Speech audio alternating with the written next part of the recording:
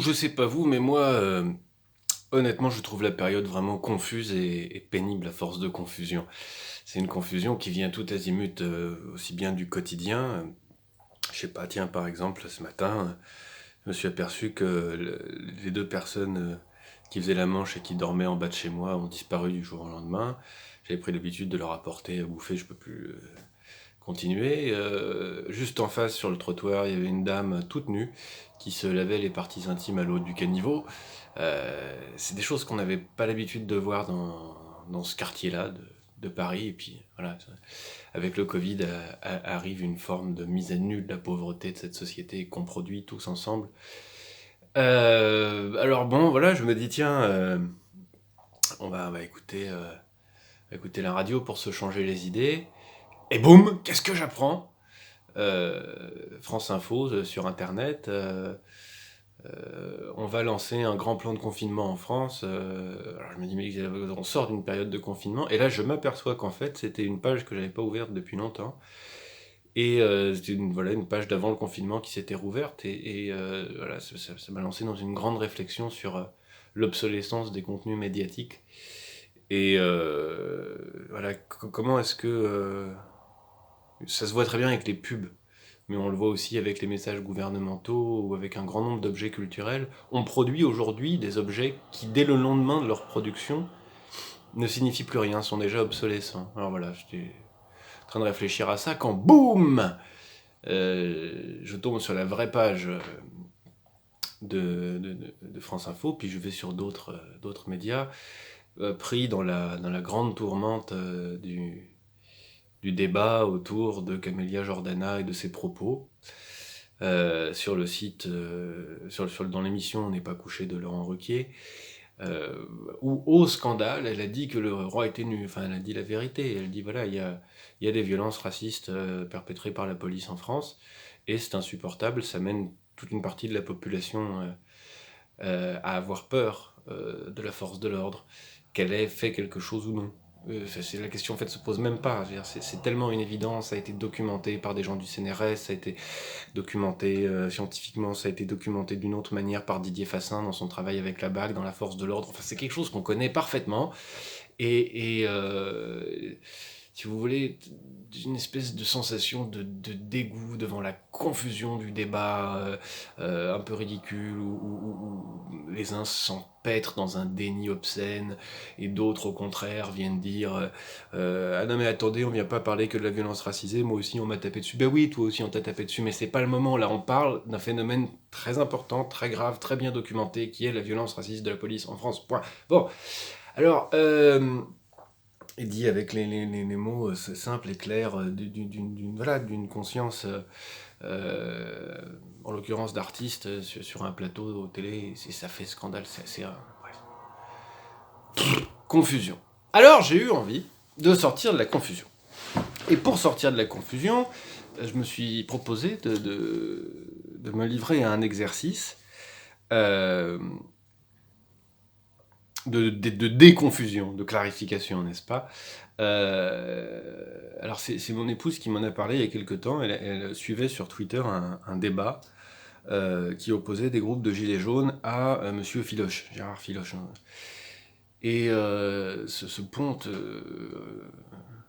du socialisme, ancien inspecteur du travail, plaidait pour la notion d'idéologie, tandis que les groupes gilets jaunes s'opposaient à la notion d'idéologie. Et j'ai eu le sentiment, quand elle en a parlé, quand on en parle d'ailleurs de manière très régulière autour des gilets jaunes, que la notion d'idéologie était vraiment couverte de voile, et qu'on s'en servait dans une grande, grande confusion. Et que par conséquent, il était urgent et nécessaire de clarifier ce dont on parle quand on parle d'idéologie. Bien. Alors, tout d'abord, pour se donner un angle d'attaque, pourquoi est-ce que il est courant, quand on interviewe des gilets jaunes, de les voir refuser la posture idéologique ou un discours idéologique ou les idéologies de manière plus générale? La plupart du temps, ce refus est motivé par, je dirais, 4 types d'opinions.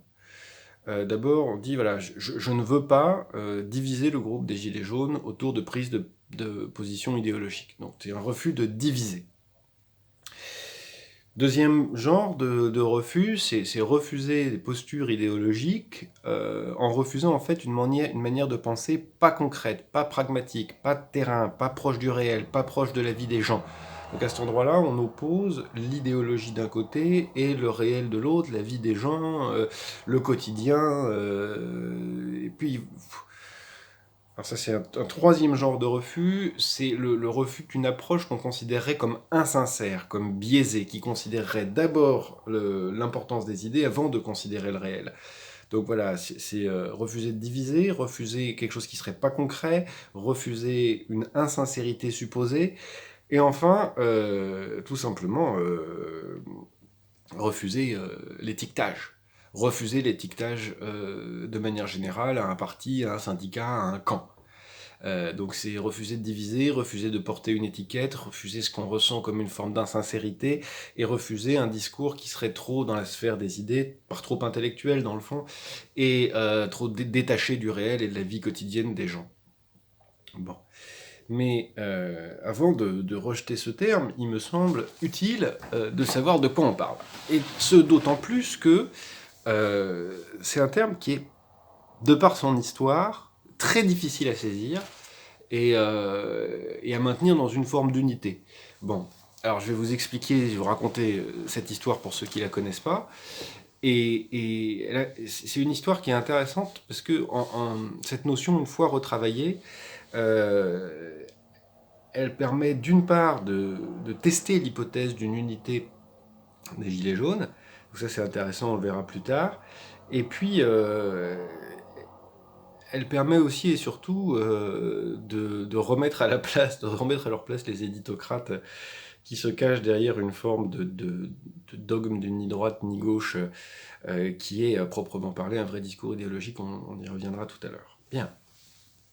Alors, je vais vous donner plusieurs définitions de la notion d'idéologie. C'est pas des notions c'est pas des définitions qui se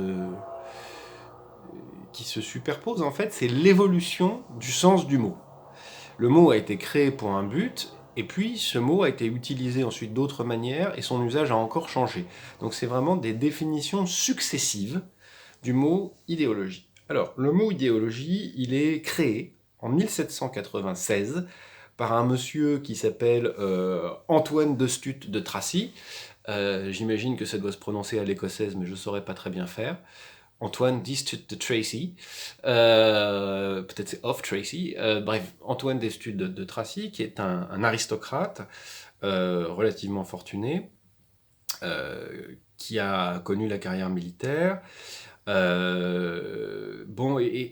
qui s'est complètement rallié aux idées de la Révolution. Et en 1796, c'est la première fois qu'il avance ce terme, en lui donnant comme sens vraiment cette définition: l'idéologie, c'est la science des idées. Voilà. L'idéologie, c'est la science des idées. Il y a la biologie, qui est la science des idées, il y a la sociologie, qui est la science du social, et il y a l'idéologie, qui est la science des idées.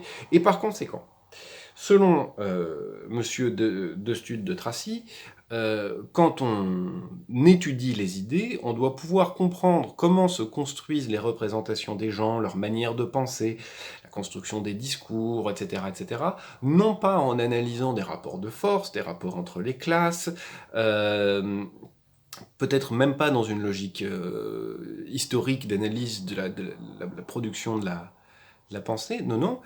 On doit pouvoir avoir une analyse objective de la production de pensée. Bien. Alors, c'est une idée qui va avoir un certain succès, relativement mitigé. Napoléon, il sera assez opposé, il n'aimait pas du tout les idéologues, on pourrait y repenser. Pour ceux que ça intéresse, je mettrai en référence un article de Pierre Macheret très intéressant là-dessus, sur des études de Tracy, Napoléon et Marx autour de la notion d'idéologie.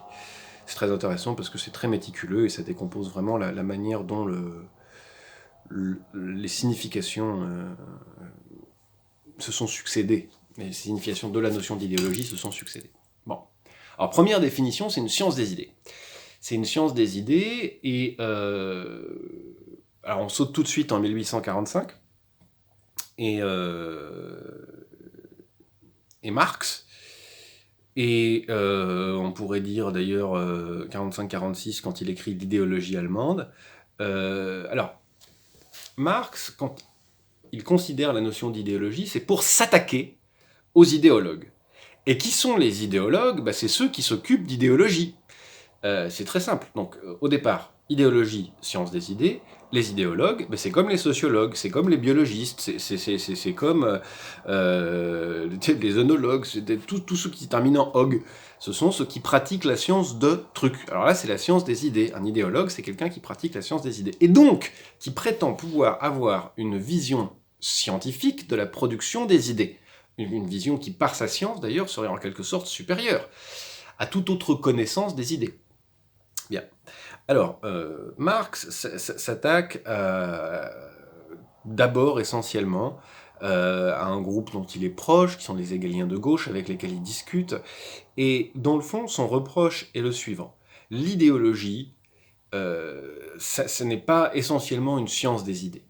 C'est essentiellement un discours des élites sur les idées, discours des élites sociales, discours produits en quelque sorte par la classe bourgeoise pour légitimer l'ordre établi.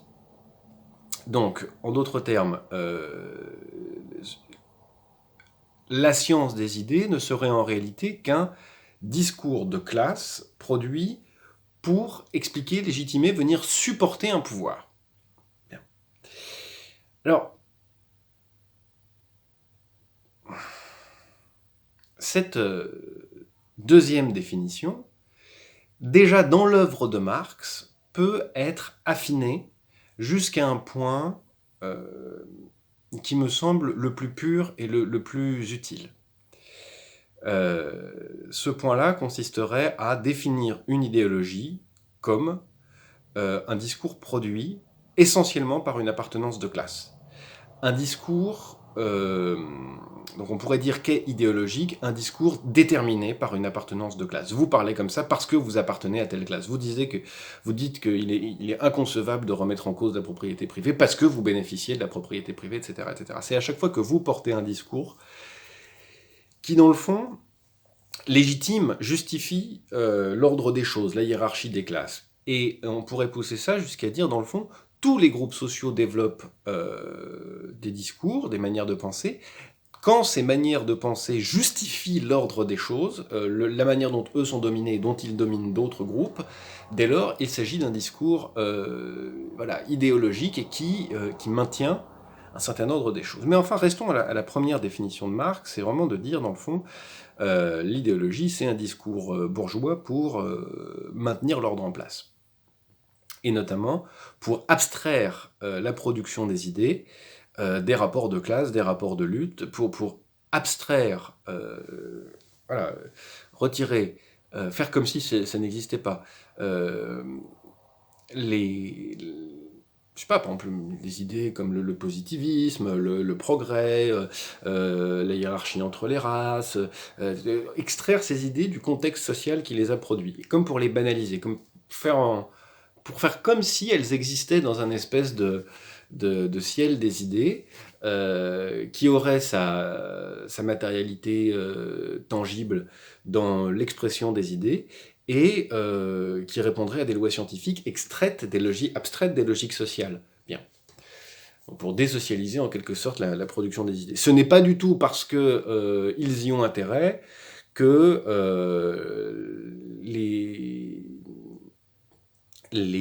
comment appeler ça, les éditocrates de la presse bourgeoise défendent l'idée que le libéralisme et le capitalisme sont des réalités indépassables. Non, voilà.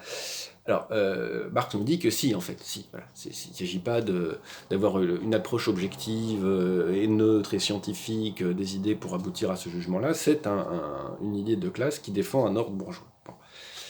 Alors, on a une première définition, on a la deuxième définition de Marx qui dénonce les idéologues, le groupe des idéologues, comme des gens qui produisent une science des idées au service d'une domination, en désocialisant la production des idées, en faisant comme si ça ne relevait pas d'un ensemble de domination. Et puis, il y a cette troisième définition qui est relativement traditionnel dans les cours sur le matérialisme historique, et qui consiste à dire qu'un discours idéologique, c'est un discours marqué par une appartenance de classe, et qui maintient par ce fait une violence symbolique, parce que c'est un discours qui va reproduire les violences entre les classes, et les justifier. Bien. Alors, aujourd'hui, il y aurait une quatrième signification. Quand vous écoutez les principaux éditorialistes, les principaux journalistes, je dis éditorialistes parce que dans le fond, ils n'ont de journalistes que le terme, puisque c'est des gens qui ne font pas de travail journalistique, mais qui essentiellement font des éditos et des interviews. Donc quand on écoute ces personnes-là, idéologique, ça signifie dans le fond fumeux, pas réaliste, populiste, qui vient des extrêmes. Idéologique, ça veut dire qui fait irruption dans le champ raisonnable des êtres bien pensants et qui pensent droit, pour faire ressurgir des choses qui sont complètement idiotes et nulles et non avenues, comme par exemple des rapports de classe. Alors, vous voyez, c'est une inversion totale du sens. C'est pour ça que ça devient difficile à saisir comme notion.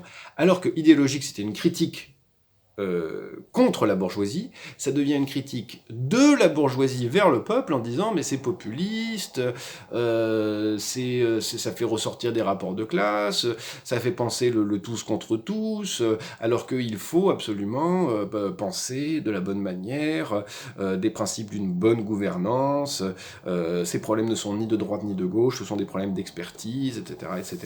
Et de toute façon, le cadre général, c'est-à-dire le libéralisme de marché, on ne peut pas le remettre en cause parce qu'il est bien évident, l'expérience a prouvé que c'est le meilleur, et donc toute proposition consistant à remettre en cause la base, c'est-à-dire le libéralisme de marché, est une proposition qu'on suppose idéologique, c'est-à-dire déformée, insincère, qui ramène de manière irrationnelle des rapports de lutte des classes, etc., etc. Donc dans le fond, vous voyez la prodigieuse inversion qui s'est passée quand monsieur d'Estude de Tracy invente la notion d'idéologie. C'est une science des idées au service des gouvernants. Là, d'un seul coup, au contraire, les gouvernants décrivent comme idéologique tout discours qui échappe à leur science des idées, à leur bon art de parler, à leur concept à eux, à leur manière de voir le monde. Pour le dire autrement, la pensée dominante qui s'est construite depuis l'entre-deux-guerres, puis ensuite incarnée dans l'ENA, lisez là-dessus la production de l'idéologie dominante de Bourdieu, et qui consiste à penser que les problèmes ne sont ni de droite ni de gauche, qu'il faut échapper au mercantilisme comme échapper au communisme, et que dans le fond, voilà, la bonne voie se situe dans l'expertise de corps d'État qui se sacrifient pour le bien commun. Et vous retrouvez ensuite, par exemple, dans les propos de Raffarin, qui parle de bonne gouvernance, les problèmes sont ni de droite ni de gauche, Sarkozy le dira aussi, Macron en est l'espèce de pure caricature. Ce discours dominant-là, qui se présente finalement comme étant assez proche de la manière dont le programme de l'idéologie en tant que science a été conçu au départ, c'est-à-dire une manière de rationaliser le monde en dehors des luttes des classes, mais au profit des classes les plus riches, finalement, utilise ce qu'il a défini, c'est-à-dire l'idéologie, comme une insulte pour disqualifier des prises de position qui se feraient au nom des franges, des groupes les plus discriminés dans la société, ceux qui bénéficient le moins du libéralisme de marché. Bon, alors, une fois ça dit, on a donc 3 définitions, plus une quatrième à notre compte, enfin, dans notre bagage. Ouais, alors, qu'est-ce qu'on a ? On a la fondation d'une science des idées, 2. La critique d'un discours sur les idées qui tente de désocialiser la production des idées, ça c'est la critique marxiste, et donc c'est un discours de classe qui vient justifier, légitimer l'exercice d'une domination. Troisième définition que personnellement je tire de celle de Marx, c'est un discours marqué par une appartenance de classe, déterminé par une appartenance de classe. Et quatrième version, c'est un discours populiste qui cherche contre une forme de consensualisme propre aux démocraties libérales de marché et une forme de bien-pensance dominante qui cherche à faire revivre la lutte des classes dans le discours et sur les plateaux télé. Bon, voilà. On a ces choses-là. Moi, je prétends qu'il demeure extrêmement intéressant de garder comme catégorie la notion d'idéologie signifiant discours marqué, déterminé par une appartenance de classe. Pourquoi ? Parce que garder cela, ça permet d'analyser les idées qui vous sont proposées dans le champ politique de manière radicale. C'est un fil de rasoir. Voilà. C'est-à-dire que regardez un discours, et immédiatement, posez-vous la question, est-ce qu'il est marqué par une appartenance de classe ? Est-ce qu'il propose de changer quoi que ce soit au rapport de classe ou non ? Je vous donne un exemple très simple. On discute beaucoup chez les libéraux, un peu à gauche, un tout petit peu à droite, du revenu universel. Et dans les cercles de gauche, on discute parfois d'une comparaison, d'une distinction entre le revenu universel, notamment celui proposé par Benoît Hamon lors des dernières présidentielles, et le salaire à vie, tel que, par exemple, formulé par Bernard Friot. Alors voilà, on prend ces deux idées-là. Revenu universel et salaire à vie. C'est facile, en fait. Il y en a un qui est profondément idéologique, et bizarrement, l'autre qui l'est beaucoup moins. Pourquoi la notion de revenu universel est-elle puissamment idéologique ? Elle est puissamment idéologique parce que, dans le fond, elle ne pouvait être formulée que par un bourgeois. Je m'explique. La notion de revenu universel telle que proposée par Benoît Hamon, qui consiste à donner à tout le monde, sans discrimination de situation géographique, professionnelle, etc., un revenu minimum essentiellement financé par l'impôt et par quelques mesures fiscales. Il proposait par exemple de revenir sur le CICE, d'utiliser cet argent pour financer le revenu universel. Donc en gros, tout le monde a au moins 600 € par mois, quoi qu'il arrive. Et jusqu'à 1 900 € par mois, vous en bénéficiez un peu, c'est-à-dire que quand vous gagnez 1 900 € par mois, vous payez, vous recevez encore 600 € de revenu universel, mais vous payez là-dessus 550 € d'impôts pour financer le revenu universel, et donc vous augmentez votre salaire seulement de 50 €. C'est comme ça que fonctionnait ce système. C'était relativement simple. En gros, tout le monde gagne 600. Et puis dès qu'on arrive à un certain niveau de revenu, on paye des impôts pour financer ça, et donc on gagne de moins en moins. Et au-delà de 1900, on ne gagne plus au revenu universel. Bien. Alors ce système-là, il permet tout simplement aux personnes les plus riches de ne pas souffrir de la pauvreté qu'ils imposent du fait du mode d'exploitation existant. En d'autres termes, on crée un mode d'exploitation qui crée des pauvres. On demande aux travailleurs d'être solidaires entre eux pour financer un revenu minimum simple à tous les pauvres. Et donc, ce faisant, limiter l'impact de l'exploitation sur la pauvreté. Le fait que je me lève ce matin, je vais à la boulangerie et je vois une dame toute nue en train de se laver dans le caniveau. Voilà. Donc ça, avec le revenu universel, a priori, on le verrait moins. Vous voyez ? Donc, c'est vraiment l'organisation d'une astuce technocratique et d'un mode de répartition de la richesse, de simplification, etc., tel que on met un tampon entre la création de la misère et le fait de vivre dans une société où il y a tant de miséreux. Donc on crée un nouveau filet de sécurité pour que la pauvreté se voit moins, pour que la pauvreté soit moins mortelle, sans rien remettre en cause du mode de répartition des richesses et du mode de domination et du mode d'exploitation. Voilà. C'est ça qui est formidable, c'est qu'on garde tout pareil, mais on invente un nouveau système de sécurité pour atténuer les effets du mal. Bien. L'idée est généreuse, je n'en disconviens point. C'est sûrement beaucoup mieux que des gens aient 600 € plutôt que rien pour vivre. C'est absolument pas là mon point. Le point est de dire que, dans le fond, c'est un système qui permet de changer une toute petite chose pour que l'ensemble ne change pas, pour que le mode de domination ne change pas, pour que les rapports de classe ne changent pas. Maintenant, vous prenez une idée à laquelle on compare souvent le revenu universel, c'est-à-dire le salaire de base de Friot. Alors, le salaire à vie de Friot, qui consiste à dire que on n'est pas rémunéré en fonction de tel ou tel emploi, mais en fonction d'une qualification et d'une ancienneté, que donc on a tous à vie un salaire en fonction d'une utilité qu'on remplit par rapport à une société, cette utilité étant votée par des comités nationaux, etc. Et qui supprime, dans le fond, la propriété lucrative de l'outil de production. Donc, à cet endroit-là, tous les travailleurs et travailleuses ont une propriété d'usage de là où ils travaillent, de l'usine, de l'ordinateur, je sais pas moi, de la salle où ils travaillent ensemble, des infrastructures. Tout le monde a une propriété d'usage de l'outil de production. Personne ne peut réaliser de profit. C'est-à-dire, personne ne peut prendre une part de la valeur créée par les travailleurs pour son propre bénéfice. On est obligé de réinvestir l'argent dans l'innovation,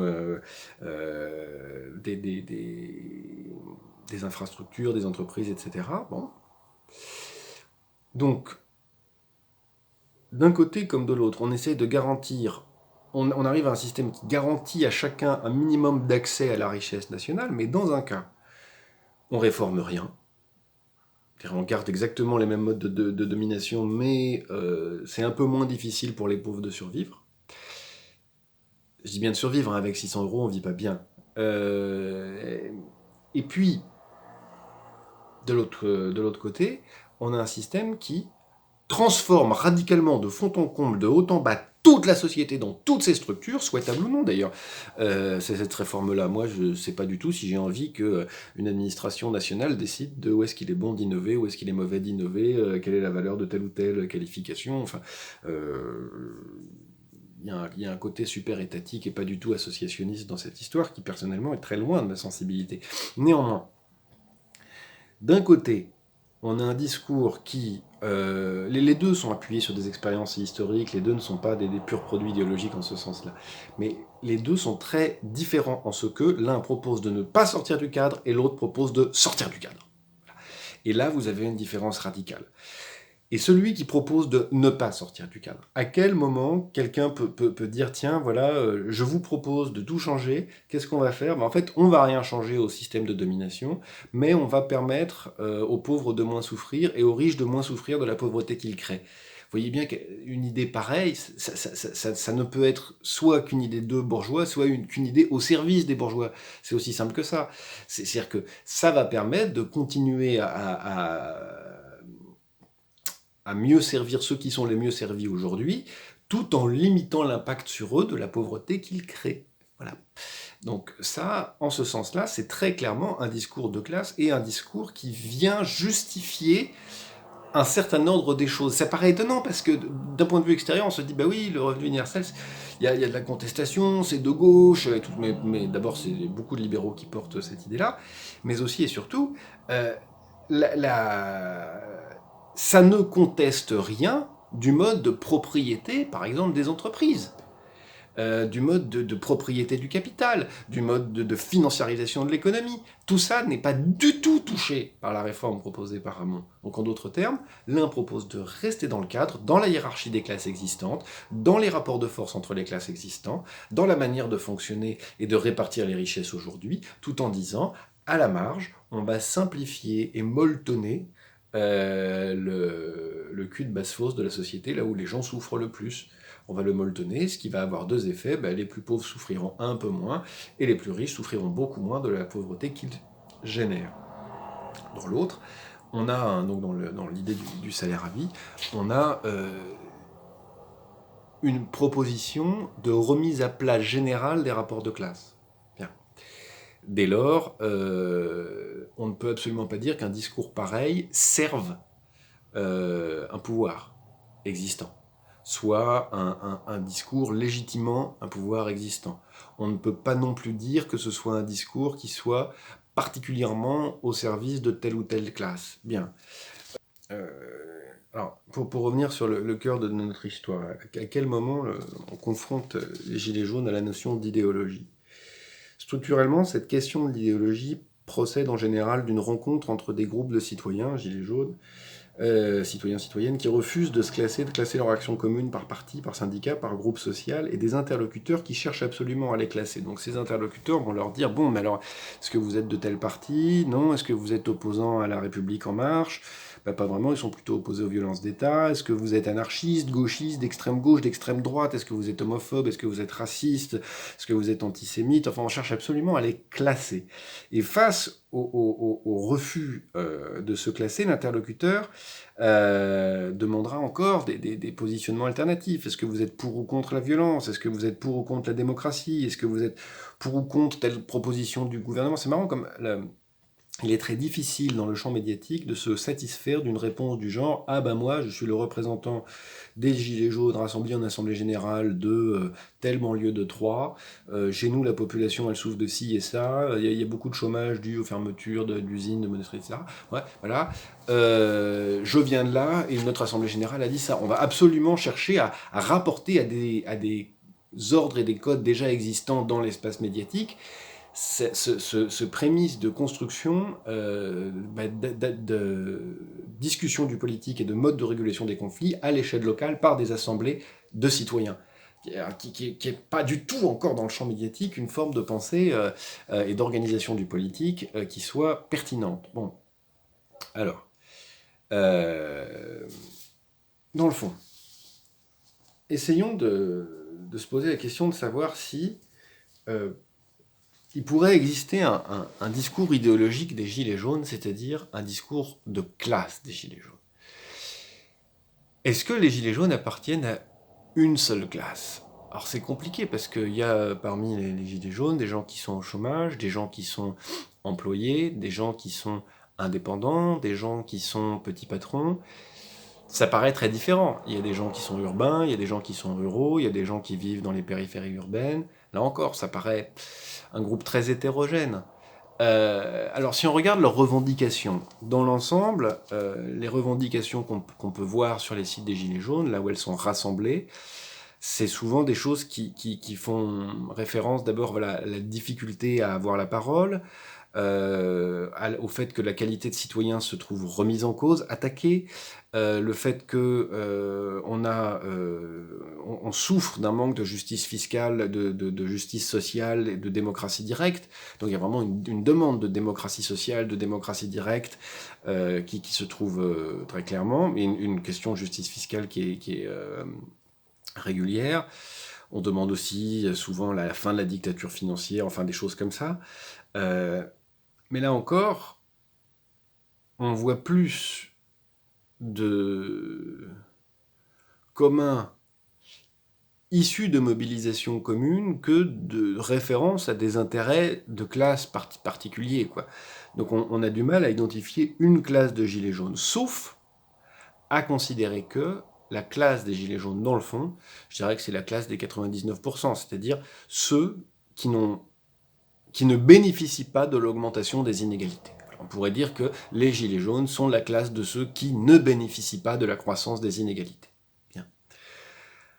Dans le fond, moi je porterais une autre hypothèse, mais là encore c'est toujours très délicat et très maladroit de parler à la place des assemblées générales. Je dirais, d'un point de vue extérieur, on pourrait dire que, dans le fond, l'unité du groupe Gilets jaunes se fait essentiellement autour de la vulnérabilité. La vulnérabilité, c'est-à-dire, dans le fond, les Gilets jaunes, c'est la somme des classes qui sont vulnérables lors des chocs économiques. Ce sont ceux qui peuvent perdre leur emploi, pour qui une variation de salaire peut avoir des impacts considérables sur la vie quotidienne. C'est des gens pour lesquels une variation de prix de l'essence peut avoir un impact considérable sur la vie quotidienne. Donc, ce sont ceux qui ont d'abord intérêt à une sécurisation des parcours de vie, plus qu'à une augmentation de la liberté des capitalistes et de la liberté des échanges, etc., etc. Ce sont des gens qui ont plus intérêt à ce qu'on solidifie les liens de solidarité entre les uns et les autres, plutôt que on lâche les rênes des flux économiques et techniques et des échanges dans des démocraties libérales de marché. Donc voilà, dans le fond, on pourrait dire, ce sont les classes vulnérables. Voilà. Ce sont les classes qui ont intérêt à la sécurisation et qui, au contraire, n'ont aucun intérêt à ce qu'on libère les énergies, qu'on libère les marchés, qu'on détruise les frontières, qu'on détruise toutes les restrictions à l'économie folle. Bien. Ben voilà. Écoutez, je voulais questionner un peu la notion d'idéologie, vous en donner l'histoire et la définition, ce que ça signifie, et puis interroger avec ça l'unité de la catégorie gilet jaune, et puis je pense que ces tâches-là sont effectuées. J'espère que vous avez apprécié cette vidéo et qu'elle n'a pas été aussi confuse que mon quotidien en ce moment. Sur ce, je vous souhaite de bonnes semaines excellentes, et jusqu'à la prochaine vidéo, je vous dis salut tes joies!